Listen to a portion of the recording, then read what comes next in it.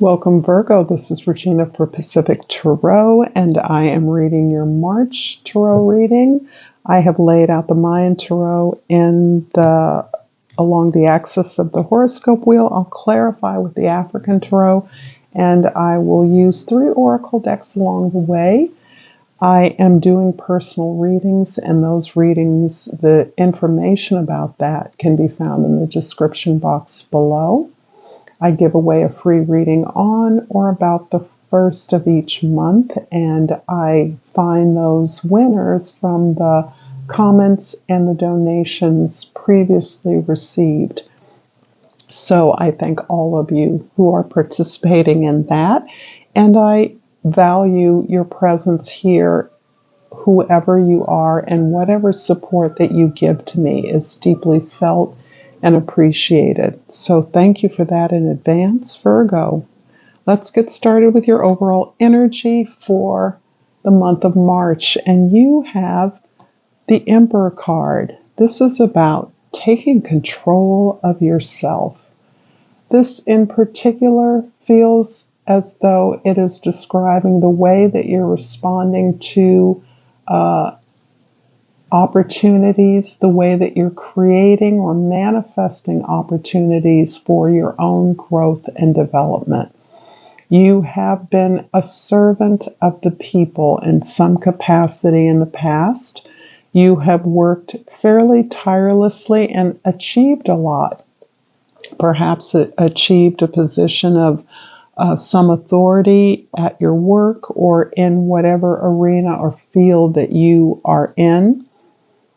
But this represents something of a turning point for you. You're using that authority, those resources you've gained, that you've built, the experience you've accumulated to turn your efforts towards things that will be personally aligned and gratifying to you. You're no longer simply content to respond to the needs or expectations of others, but instead are crafting a response to those things that you can control. And in that way, you are directing yourself more keenly to, again, those areas of your own growth towards those things that you desire, you wish to achieve and accomplish for yourself personally. This is a subtle shift for many of you. You're not actually moving away from your area of accomplishment or achievement, but you're utilizing those resources in a different way to manifest a different kind of opportunity for yourself. In the 10th house, we have the Hermit card. And I always pull the first card first because it represents the midheaven, which is the highest star in your sky, according to your birth chart. This is the energy that defines your destiny, your relationship to your community, the person or profession you came here to exercise, the way in which others see you, and how you operate in the world. The Hermit here indicates your style of working.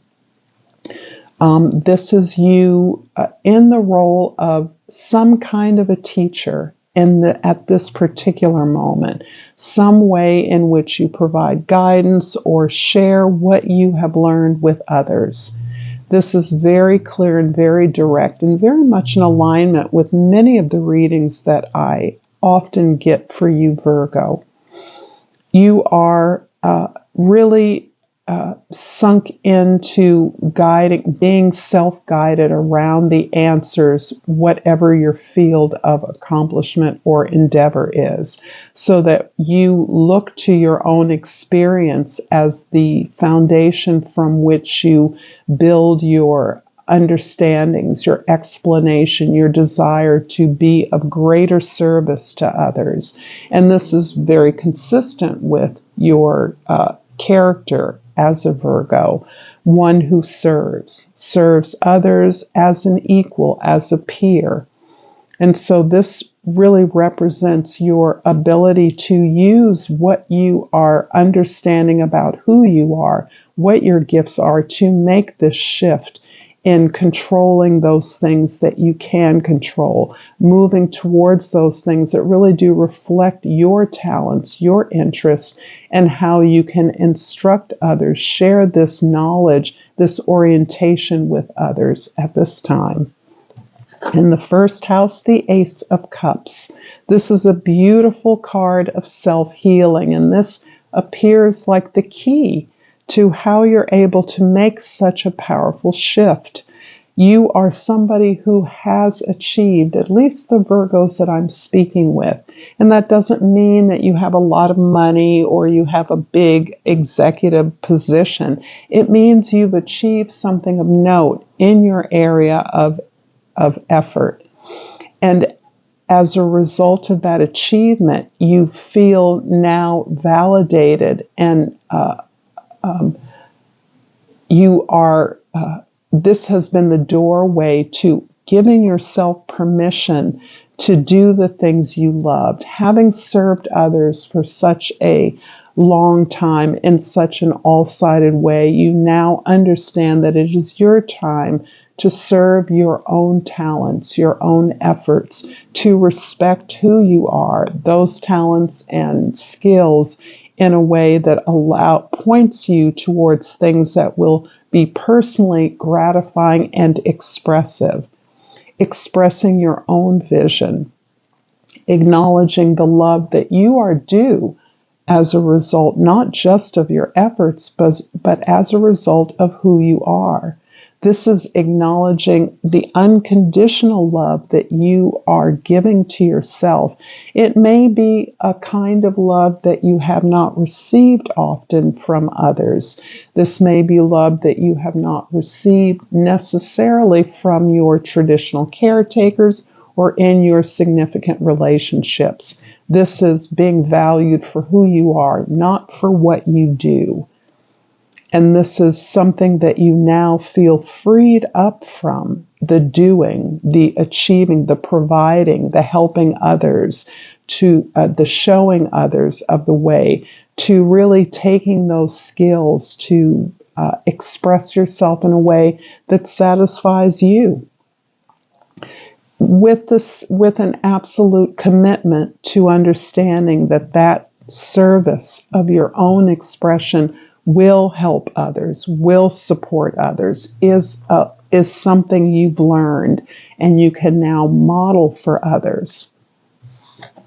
In the fourth house, this is your history, your family, your past even. The Three of Swords is really verifying this idea that you perhaps have been disappointed. You have experienced a number of failures, and this feels very much as though it is about your emotional relationship experience, but it can also be any failures. We all experience failures as a part of achieving anything. So the way perhaps that you've understood those, you felt denied, you felt hurt or damaged by those disappointments or heartbreaks, you've now gained a deeper understanding of what those are about by going within, by being honest with yourself, by looking at who you are, the self-knowledge you've accumulated in many ways through these disappointments and failures. They've actually helped you to see who you really are and what you are deserving of. If you've given love as you have, then you are deserving of that being reciprocated back to you for the sheer effort of who you are and your effort, understanding that you are worthy of this, that these lessons were actually gifts for you. In the seventh house, the house of your significant others, we have the Lady or the Queen of Cups.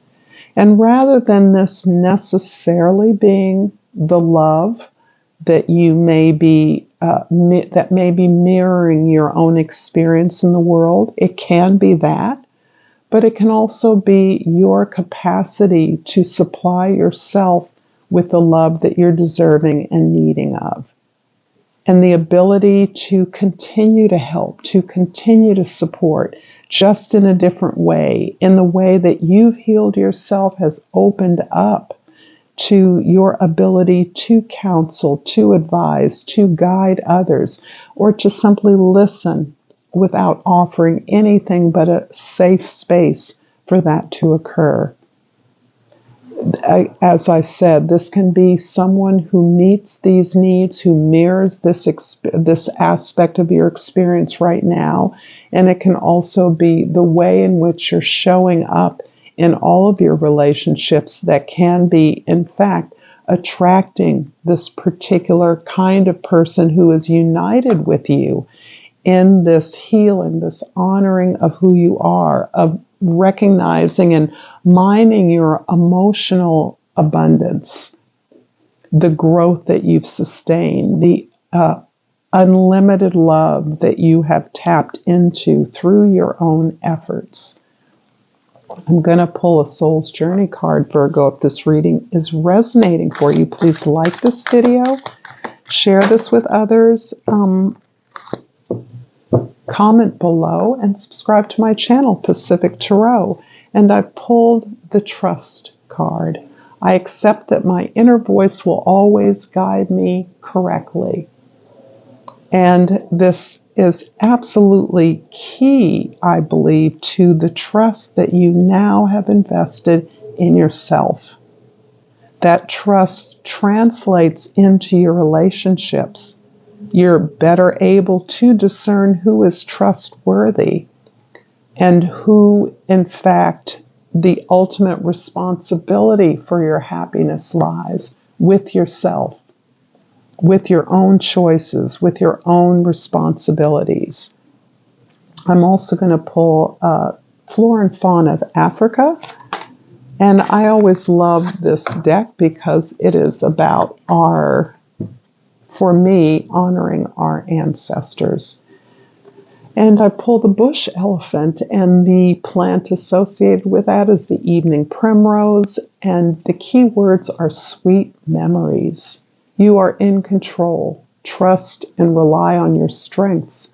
Let your wisdom and intuition guide you. And all one needs to think about is the mighty elephant, in order to sense the power of this card, the power of this place in your own soul, of knowing what's best for you, that you can rely on yourself, and that your intuition is being mirrored back to you in your relationships. I'm going to clarify the Ace of Cups in the first house with the Queen of Wands in the second, and the Judgment in the third. There is a sweet memory that is returning to you in the form of a time of your life, a relationship, an opportunity, an environment where you were able to exercise your gifts, your talents, who you authentically were, in a place of joy, in a place of non-judgment, without an agenda. This is a kind of creative play, some aspect of exercising your talents where you were free to do nothing more than to enjoy the experience of being who you were. And this feels as though it's an opportunity now for you in recognizing the wealth that you have within your own experience, those allies that you have that are inspiring to you. Because my sense is that that's what you're looking for. You're looking for those relationships, those qualities, those ideas, those environments that inspire you to grow into this new experience that you are now being sparked, inspired to move towards, with now the sense of knowing how to make this successful, knowing how to make this experience of exercising, expressing yourself based on your experiences and your natural gifts whatever that is, and your ability to connect successfully with another on this journey of partnering towards fulfillment of this abundance in your life, fulfillment of this unique and original expression you now see as purposeful, as elevating the quality and quantity of your service to your community. The Three of Swords in the 4th house is clarified by the Death card in the 5th house, and the Three of Swords in the 6th house, a repeat card. So there's something going on with your relationships that I have been sensing, but this new ability to trust in yourself and hence give from a place of completion, wholeness, self-respect is being mirrored in those relationships you're moving towards. You're moving towards those that are inspired, that inspire you, that move from a place of growth and expansion. And this is representing a rebirth of your own creative capacity. You're reimagining the way in which you can articulate and express your gifts and talents. And this is also helping you to value not only your working relationships that have been less than disappointing, somehow incomplete, somehow viewed by you as failing somehow, in the same way that you're now able to understand perhaps your foundational relationships in your life, perhaps your earliest relationships, even relationships with your family of origin, the requirement that you fulfill a certain condition in order to receive love, that you're not deserving of love unless you're assisting or supporting others in their efforts, that you attempt to be in love selflessly, and that has shaped this sense of failure, of incompletion, of not being recognized, of now moving towards the things that respect who you are, that love you for who you are, not what you do, and honor your desire to grow in your creative capacity, to find new ways of serving based on your own natural talents. So there is a rebirth here that is accompanying this sense of purpose, renewal of purpose, the idea that your partnerships join with you in shared goals as opposed to an old model I'm imagining of a kind of storybook or illusory idea of what love, home, family should look like. You're releasing that.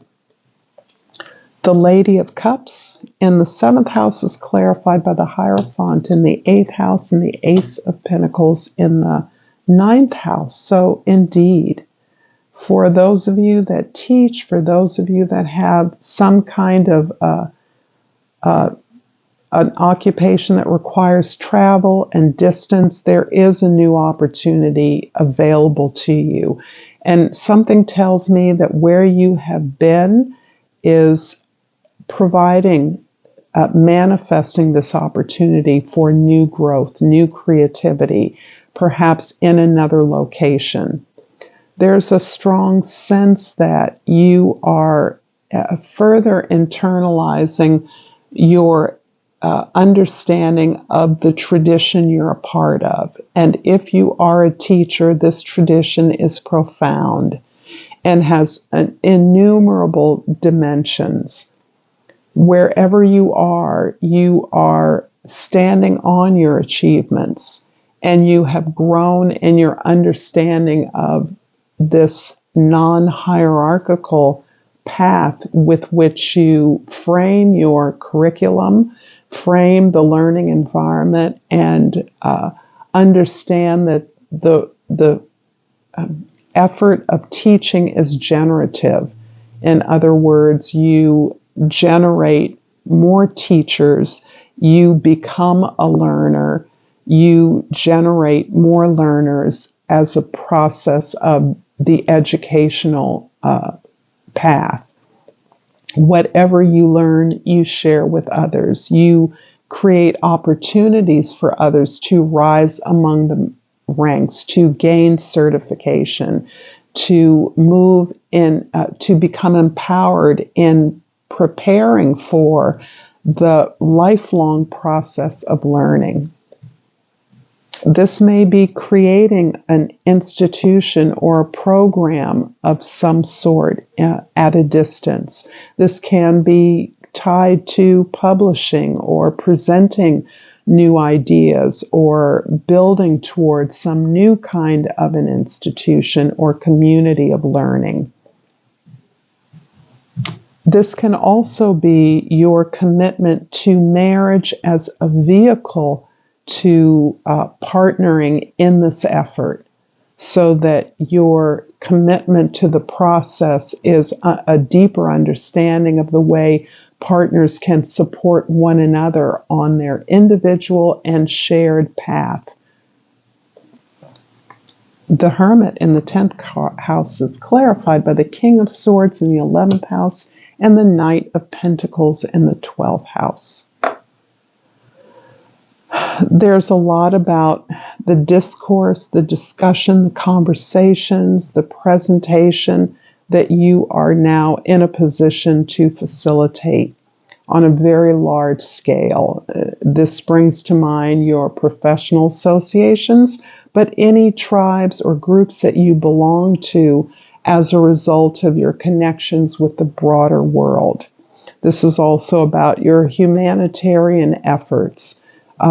Whatever ways that you are convening those discussions around the goals and efforts to improve the world or improve your profession in some way or another. You may be bringing ideas together, bringing practitioners together in a dynamic discourse or discussion or debate around new ideas, new directions, new ways to accommodate a world that has vastly innovative tools to connect people in any location. This is part of contributing to what it is you're building.